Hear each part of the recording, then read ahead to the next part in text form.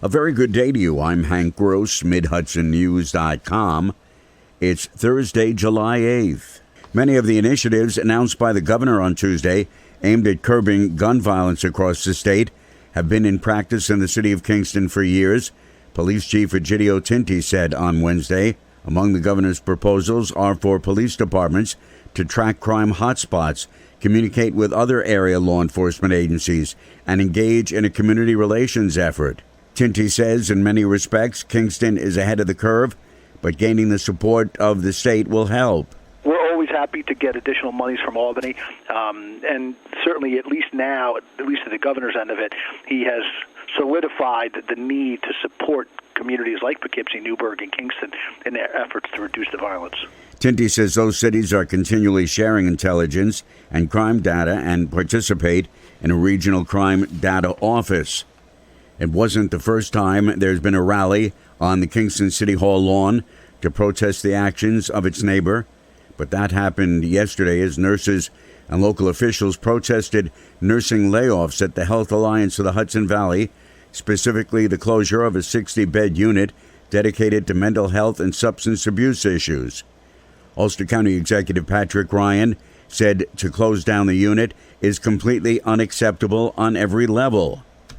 We've been calling on Westchester Medical Health Alliance for over a year now to honor the promises that they made to us. Many of us were at a groundbreaking about a quarter mile from here when taxpayers and our community invested over $90 million on the promise that we were going to build a state-of-the-art, future and human-centric and care-centric hospital.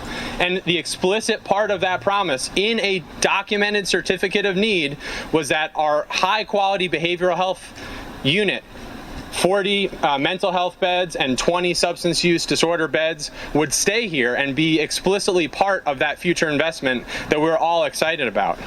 Lawrence Clayton, a registered nurse at the Health Alliance Kingston campus, has experienced the low morale and uncertainty of his workplace. He says he hasn't been laid off, but the effect is that registered nurses like himself are less and less able to provide quality patient care. A Monroe man's been arrested in connection with a November 2017 home invasion in the village of Washingtonville. A DNA match led to the arrest of 33-year-old Oscar Castillo, who was indicted by an Orange County grand jury on 2 counts of burglary and 1 count of assault in connection with the crime.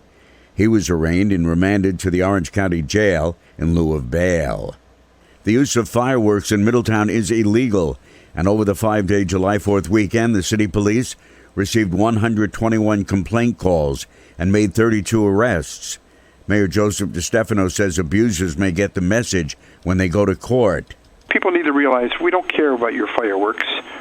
Go do them somewhere where they're A, legal, and B, where they're not going to impact people on 50-foot lots or 75-foot lots in our neighborhoods. It's not something that should be done in the city. Court fines in Middletown will range from $250 to $1,000.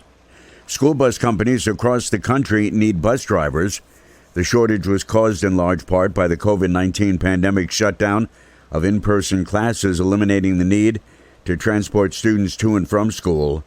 Mid-City Transit, the company that provides the transportation for the Middletown and Large City School District, is no exception.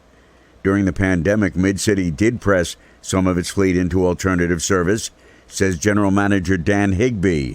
We also used our school buses for other purposes, like delivering meals, and obviously we delivered school supplies to some of our students and that type of thing. During the pandemic, Mid-City delivered 4 million meals to Middletown students. Mid-City's holding a job fair from noon to 6 p.m. today at its offices at 518 Route 17M in Middletown. A body's been recovered from the Delaware River at Cedar Rapids, where at least 1 person drowned in the last several days. The body was spotted yesterday morning, and a Sullivan County coroner was called to the scene.